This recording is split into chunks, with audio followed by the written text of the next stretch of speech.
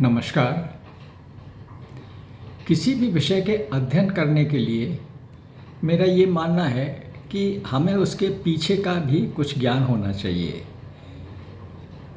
इसी संदर्भ में इससे पिछले वीडियो में मैंने ज्योतिष का संक्षिप्त इतिहास बताया था कि ज्योतिष कहाँ से शुरू हुई, किस तरह से हिंदुस्तान में आई और आगे कैसे बढ़ी। ये जो चीज़ है कि जिसको हम कह रहे हैं कि हमें कुछ आगे पीछे से मालूम होना चाहिए उस सब्जेक्ट का, इसको हम ओरिएंटेशन बोल सकते हैं। यानी जो भी सब्जेक्ट, जो भी विषय हम पढ़ने जा रहे हैं, तो हमारा ओरिएंटेशन क्या हो, हम क्या समझें कि ये विषय हमें क्या बताएगा, क्या नहीं बताएगा। और ओरिएंटेशन पता होने से जब हम उस विषय में आगे बढ़ते हैं तो हमारी नज़र बहुत पैनी हो जाती है। जैसे मैं एक एग्ज़ाम्पल लेता हूँ कि अगर आपको कहीं घूमने जाना है, अपने परिवार के साथ बच्चों को लेकर कहीं घूमने देशाटन के लिए जाना है, टूरिज़्म के लिए जाना है, तो एक तरीका तो ये है कि हम बच्चों से कहें भाई चलो घूमने चलो, सब लोग चलो, और चल दिए। और हमने उनसे कहा कि हम लोग वहाँ जा रहे हैं और ये किला देख के आएंगे। तो बच्चों के दिमाग में या सबके दिमाग में जिसने हमारी बात सुनी, उसके दिमाग में ये बात फिट हो गई कि हमारा उद्देश्य वहाँ जाने का सिर्फ किला देखने के लिए है। तो हुआ क्या कि बहुत सारी बातें जो हमें सीखने थी देशाटन से, वो हम नहीं सीख पाए। तो हमें अपने बच्चों को ओरिएंट करना पड़ेगा इस बात के लिए कि हम घूमने जा रहे हैं। ओरिएंट कैसे करेंगे?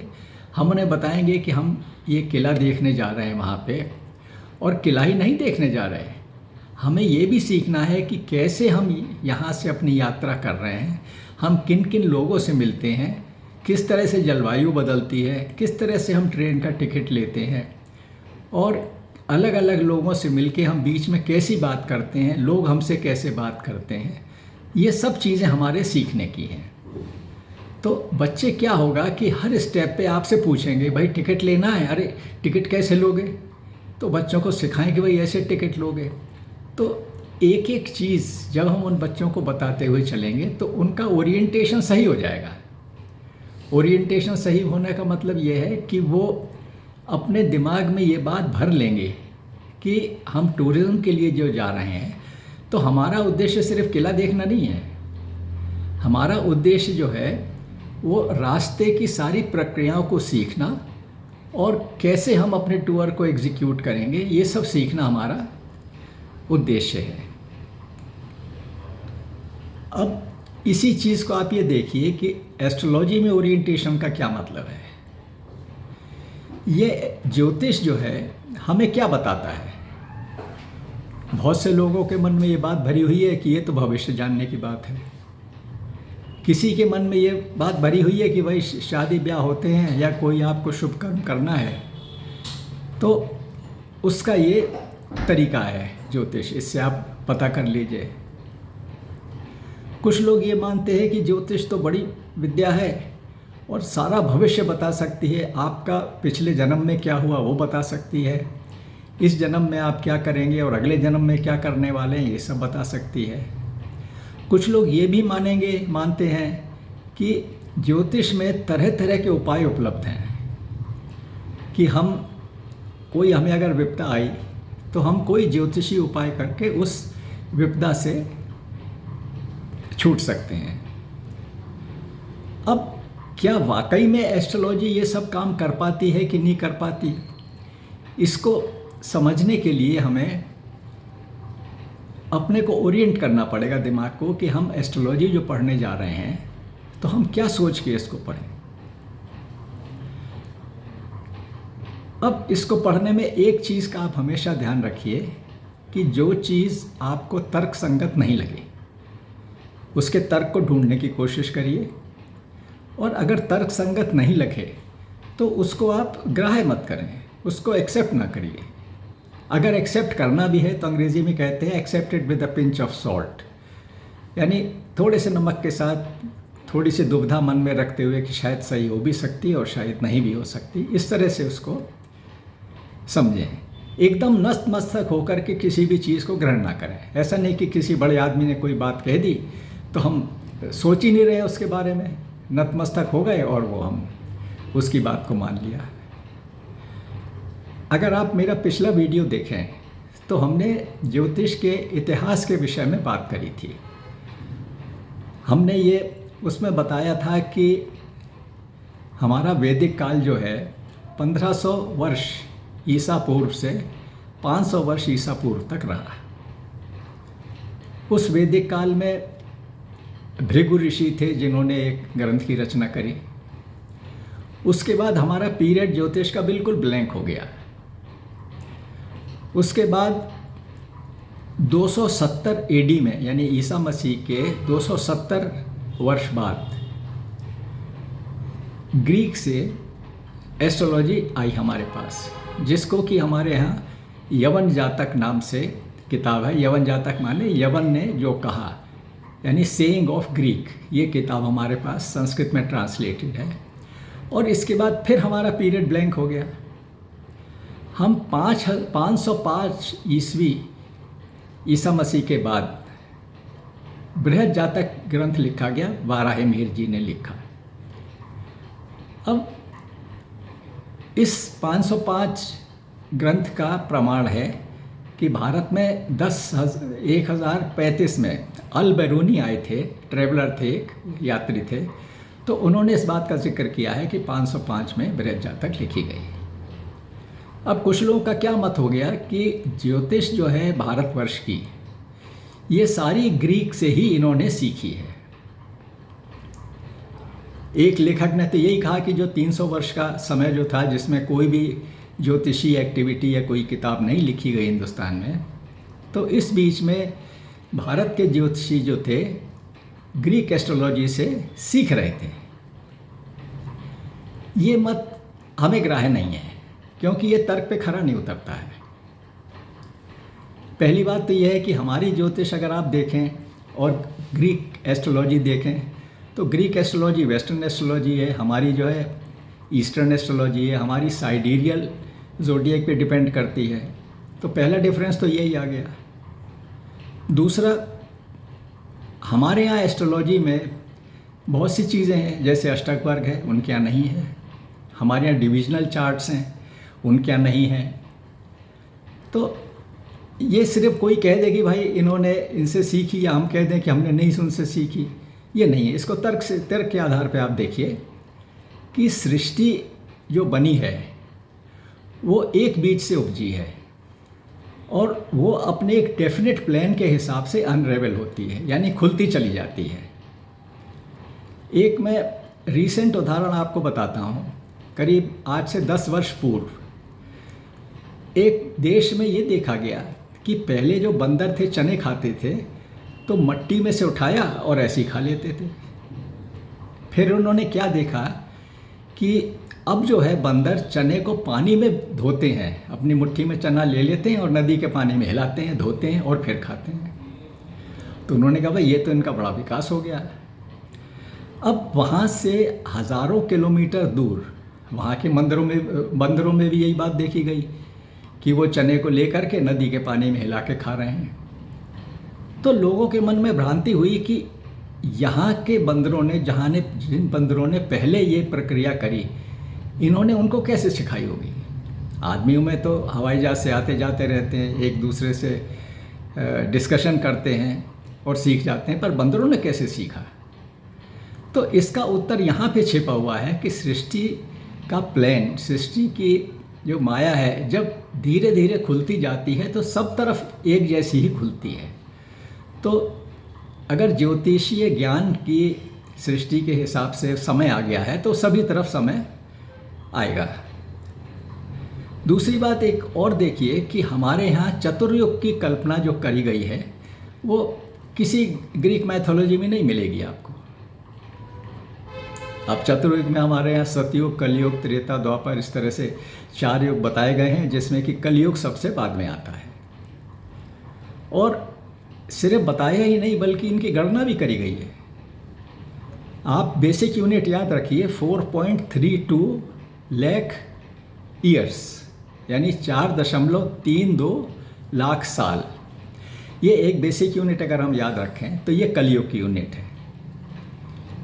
इसके बाद इससे पहले जो युग आता है वो इससे दुगने समय का होता है, और उससे पहले जो आता है वो इससे तिगने समय का, और इससे जो पहले आता है इससे चौथे समय 4 गुना होता है। जैसे सतयुग अगर हम कहें तो 4 × 4.32 मिलियन ईयर्स हो गया, मिलियन नहीं लाख साल हो गया। और अगर इन पूरी चीज़ों को हम जोड़ दें तो हमें मिलते हैं 43.2 लाख वर्ष मिलते हैं। यानी उधर थे बेसिक यूनिट थी 4.32 लाख साल, और यहाँ मिली हमें सब पूरा जो चारों युगों का टाइम जोड़ने के बाद 43.2 लाख ईयर्स मिली। ये एक ब्रह्मा का एक दिन होता है, और ब्रह्मा जो हैं उनकी आयु 100 वर्ष की है। जब ब्रह्मा की आयु पूरी हो जाती है तो महाप्रलय आती है। इस तरह के कंसेप्ट आपको किसी भी माइथोलॉजी में नहीं मिलेंगे, और ये हमारे भारतवर्ष की ही अपनी सोच रही है। तो एक चीज़ तो हमने ये देखी, दूसरा हम ये देखना चाहेंगे कि एस्ट्रोलॉजी जो है कर क्या सकती है। तो जैसे कहा कि क्या एस्ट्रोलॉजी भूत भविष्य और वर्तमान सब कुछ बता सकती है? क्या एस्ट्रोलॉजी से हम ये पता करें कि भाई आज हम कौन सी दाल खाएं, कल कौन सी दाल खाएं? क्या हम ये पता करें कि कौन सी विपदा आने वाली है और उस विपदा का निवारण कैसे करें? तो इस चीज़ को हम ऐसे आपस में बहस करके कुछ नहीं समझ पाएंगे। इसको समझने के लिए आवश्यक है कि हम सृष्टि कैसे चलती है इस चीज़ का विवेचन करें। एक जिज्ञासा है, ये अनंत काल से चली आ रही है और चलती चली जाएगी, कि सृष्टि कैसे है और कैसे चलती है, भगवान है कि नहीं है, ये सब बातें हैं। तो किसी भी चीज़ को समझने के लिए हम एक मॉडल बनाते हैं। जैसे आप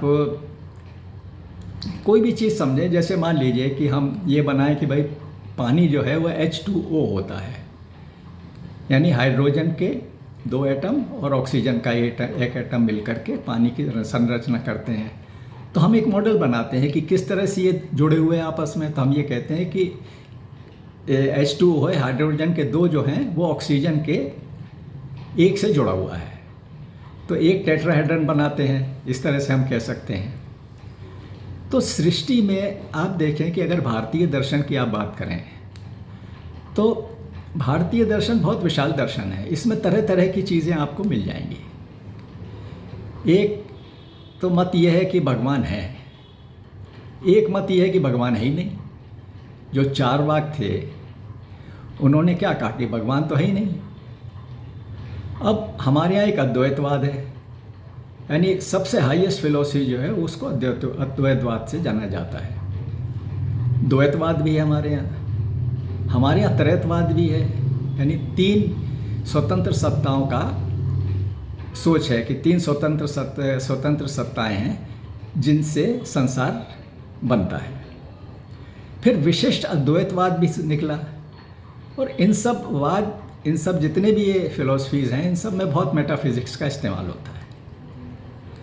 हम अपनी छोटी बुद्धि से क्या करेंगे कि हम एक पहले मॉडल बनाएंगे एक्सक्यूज़ मी।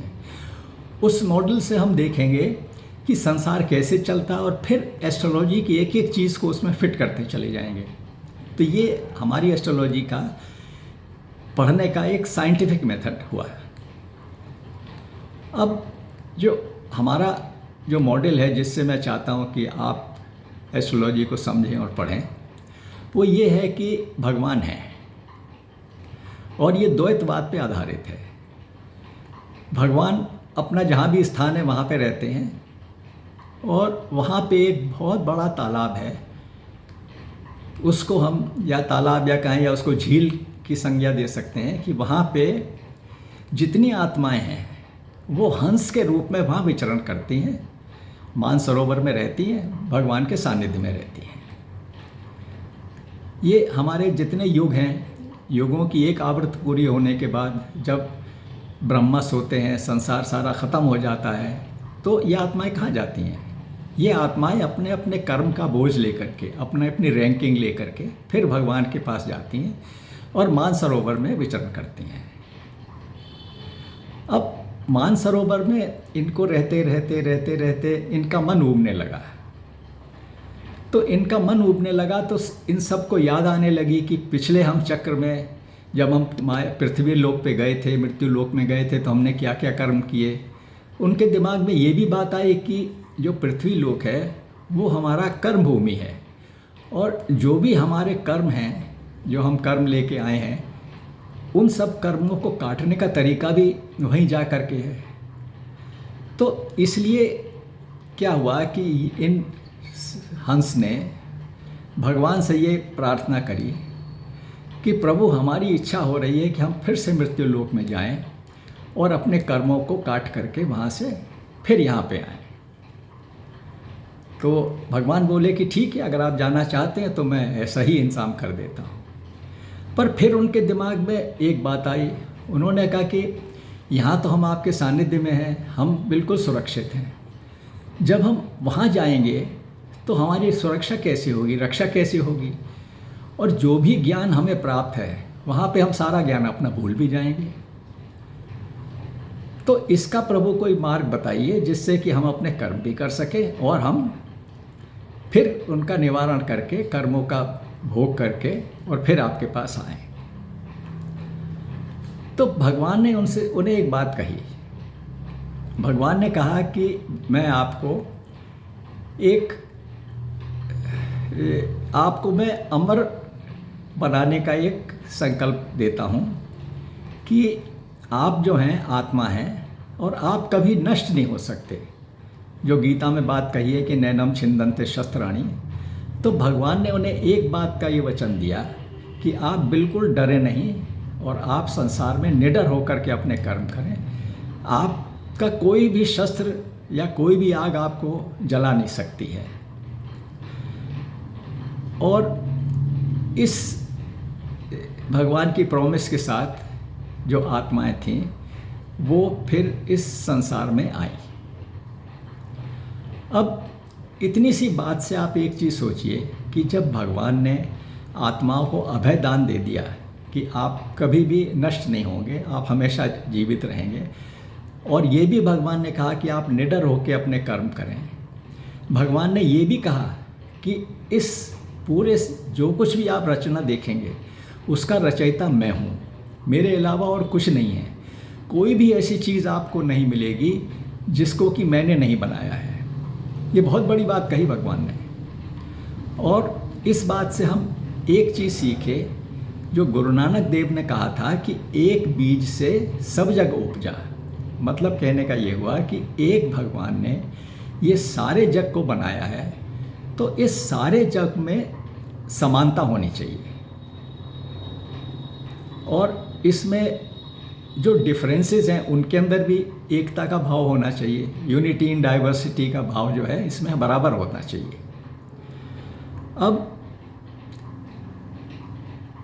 अब हर आदमी कर्म करते हुए किस तरह से अपना आत्मिक उत्थान करेगा, इस विषय में आप एक उदाहरण, छोटे से उदाहरण से देखिए।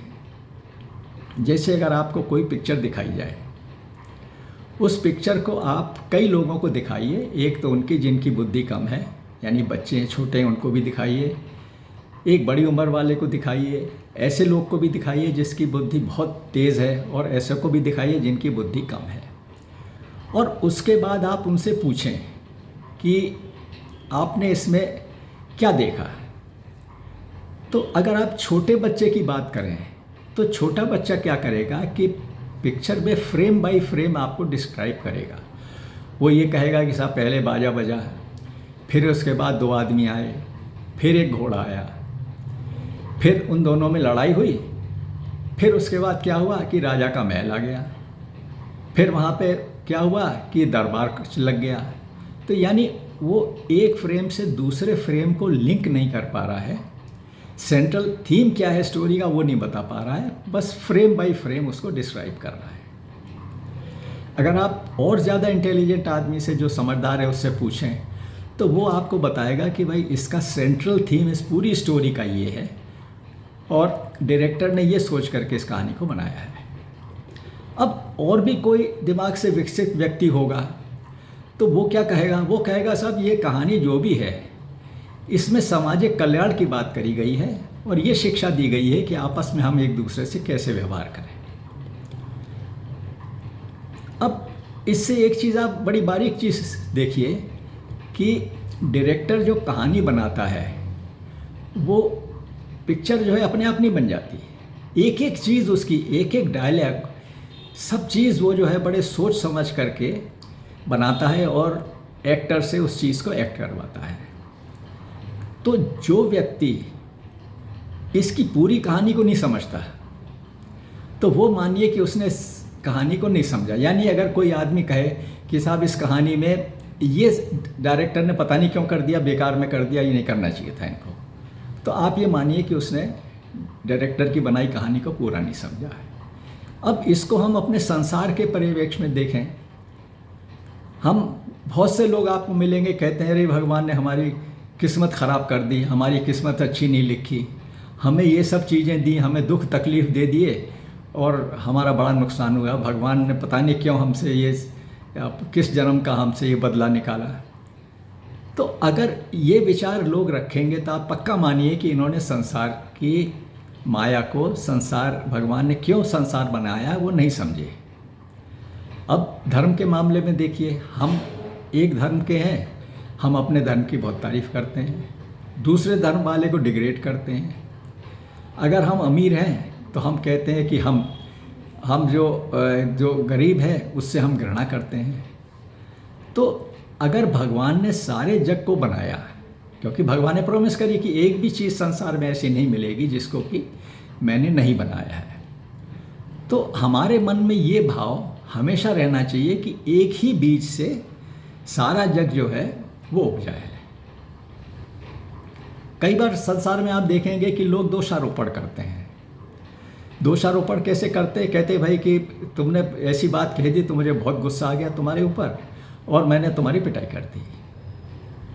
अब इस चीज़ को आप ये माने कि जो दोषारोपण किसी ने किया है वो बिल्कुल गलत किया है।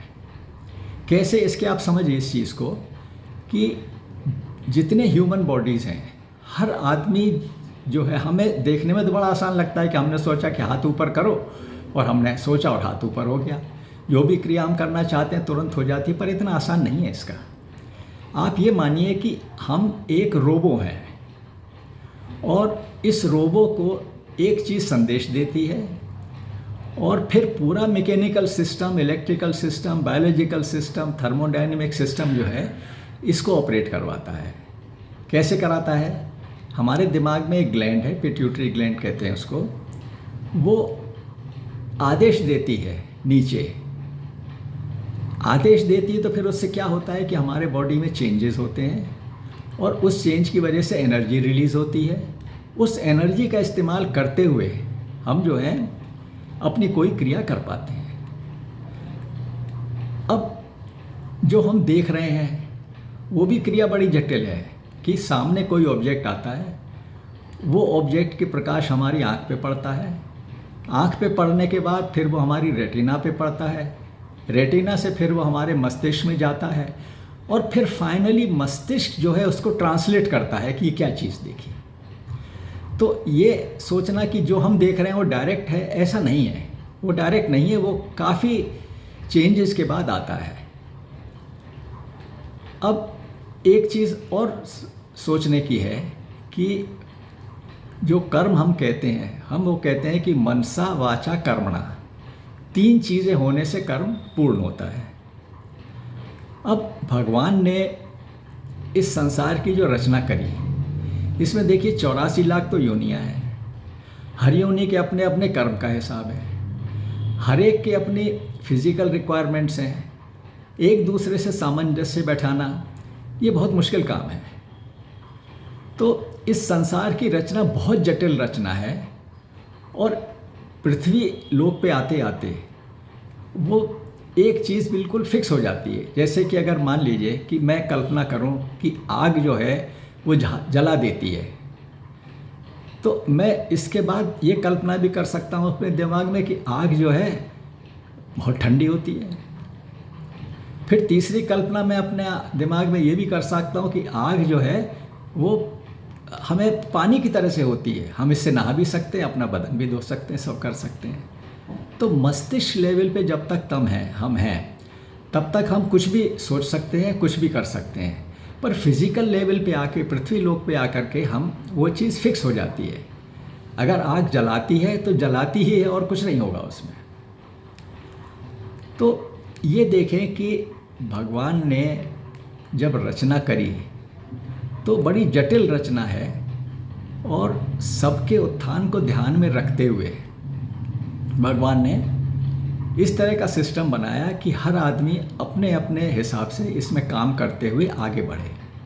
क्योंकि आप ये याद रखिए कि आत्माओं ने क्या कहा था। आत्माओं ने ये कहा था कि हम पृथ्वी लोक पे आके अपने कर्म को काट के उत्थान की तरफ चलना चाहते हैं। तो इस प्रॉमिस के साथ जब हम इस पृथ्वी पे आए तो भगवान ने जो भी कुछ किया है वो हमारे को जो भी चीज़ दी है वो हमारे बेटरमेंट के लिए दी है। अब मान लीजिए कि स्कूल में बहुत से विद्यार्थी हैं। स्कूल में क्या हुआ कि उन्होंने कहा कि भाई सब विद्यार्थी आ जाओ और हम आपका किसी प्रकार से इम्तहान लेके फिर हम आपको उसको कुछ सजेस्ट करेंगे। तो जो कमज़ोर बच्चे थे उनको तो इन्होंने एग्जामिनेशन करके कहा कि भाई आप जाओ, पंखे के नीचे आराम से बैठ जाओ। कुछ जो ताकतवर थे उनसे कहा कि भाई तुम इधर आ जाओ। अब ताकतवर जो थे उनसे कहा कि तुम पूरे प्ले फील्ड का चक्कर लगाओ, तुम एक्सरसाइज करो, ये सब करो। तो जिनको एक्सरसाइज दी गई करने के लिए तो वो क्या सोच रहे हैं, कहते हैं कि हमें तो इन्होंने बड़ी सज़ा दे दी और इन लोगों को इन्होंने आराम से बैठा दिया। पर उन्हें ये नहीं मालूम था कि आपको उन्होंने चुना है इस मेहनत के लिए कि इस मेहनत के बाद आप जो काम करेंगे वो आपके लिए बहुत अच्छा होगा। तो इसी तरह से ज्योतिष में एक सेंट्रल थीम आप समझिए कि जो भी कुछ हमें मिला है वो भगवान ने हमारे उत्थान के लिए ही दिया है। कोई भी चीज़ ऐसी नहीं है जो कि हमारे को गिराने के लिए दी है। कोई इसमें शत्रुता का भाव नहीं है भगवान का कि हमें ये जो है भगवान जो है हमारा नुकसान करें। अब एक प्रश्न और दिमाग में उठता है कि ये जितने ग्रह हैं, हम एस्ट्रोलॉजी में बराबर पढ़ेंगे कि ये ग्रह, चंद्रमा ऐसा है और सूर्य ऐसा है और मंगल ऐसा है, ये सब पढ़ेंगे हम। तो हम यही मान के चलते हैं कि ये सारे ग्रह जो हैं, इन ग्रहों की वजह से हमारा भाग्य जो है बदलता है और यही हमारे भाग्य को इफेक्ट करते हैं। तो इसमें कोई गलत नहीं है कि यही हम सोच के चलते हैं। पर साइंटिफिकली सोचिए तो क्या ये पॉसिबल है? इतनी दूर कोई ग्रह भ्रमण कर रहा है तो हमारे ऊपर कैसे असर डालेगा? इसका भी उत्तर है। इसका उत्तर ये है कि लॉ ऑफ ग्रेविटेशनल पुल क्या कहता है कि जितना बड़ा बॉडी होगा, यानी जितनी ज़्यादा मास उसकी होगी, उसका उतना ही ज़्यादा पुल होगा। तो ये सोचना तर्कसंगत है कि जो ग्रह हैं प्लैनेट से बहुत बड़े बड़े हैं, विशालकाय, और हम छोटे हैं, तो उनकी चुंबकीय जो ताकत है बहुत ज़्यादा है और वो हमें इसलिए अफेक्ट करते हैं। अब इस चीज़ का विरोध कैसे हुआ? आप देखिए कि 1961 में रशिया ने यूरी गैगरिन को स्पेस में भेजा और वो स्पेस में शायद 1-1.5 घंटे के लिए रह कर के फिर वापस पृथ्वी पे आ जाए। तो उस वक़्त बड़ी बड़ी बातें हुई। उन्होंने कहा साहब वो स्पेस में जा रहे हैं, वो ग्रहों के और निकट हो जाएंगे, उनका तो मानसिक संतुलन ही बिगड़ सकता है, पता नहीं क्या होगा। तो ज्योतिष जगत में जो ज्योतिष के ये लोग थे जो मानते थे कि ग्रह ऐसा ऐसा कर सकते हैं, तो उनमें बड़ा संभावनाएं आई। पर वो यूरी गैगरिन वहाँ से लौट गए और आगे उन्हें कुछ भी नहीं हुआ। तो ये बड़ा ताज्जुब लगा लोगों को। तो फिर उन्होंने कहना शुरू किया कि एक्सक्यूज मी, फिर उन्होंने कहना शुरू किया कि नहीं नहीं, जिस चंद्रमा की बात ज्योतिष में होती है वो ये चंद्रमा नहीं है, कोई और चंद्रमा है। तो वो तो बात बनाने वाली बात हो गई। इसके बाद आप ये देखिए कि ज्योतिष में चंद्रमा को मन का कारक माना जाता है। यानी हमारे मन को अच्छी तरह से दर्शाता है।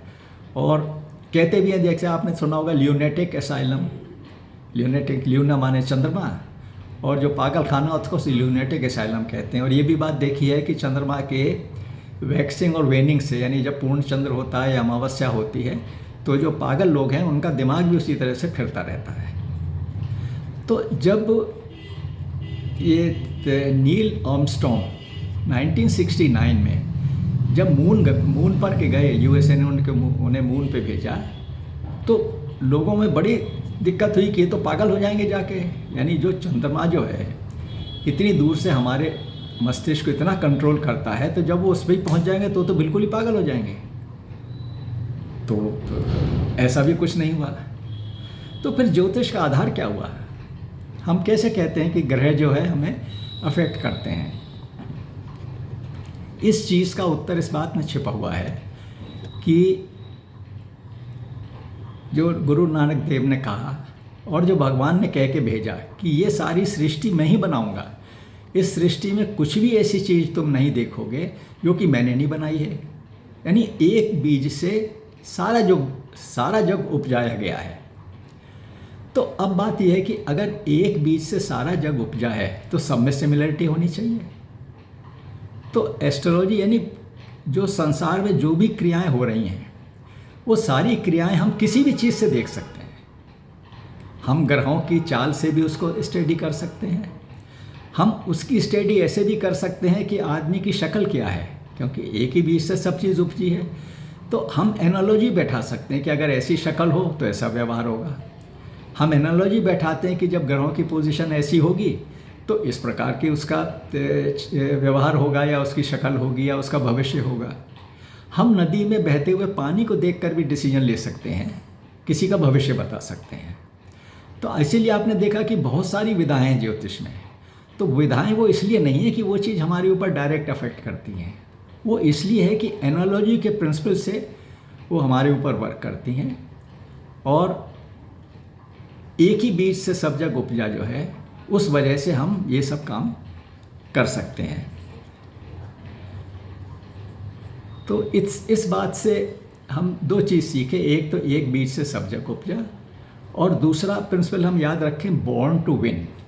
यानी भगवान ने जो हमें दिया, हमने जो भगवान से प्रार्थना करी कि हमें अपने आत्मिक उत्थान के लिए आप हमें पृथ्वी लोक पे भेजें, तो बॉर्न टू विन है। यानी हम यहाँ पे आए हैं तो हम जीतने के लिए आए हैं, और हम जन्मजात विजयी हैं।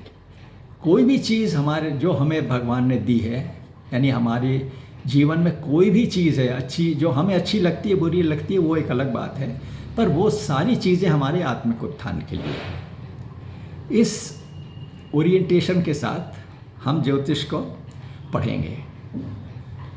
धन्यवाद।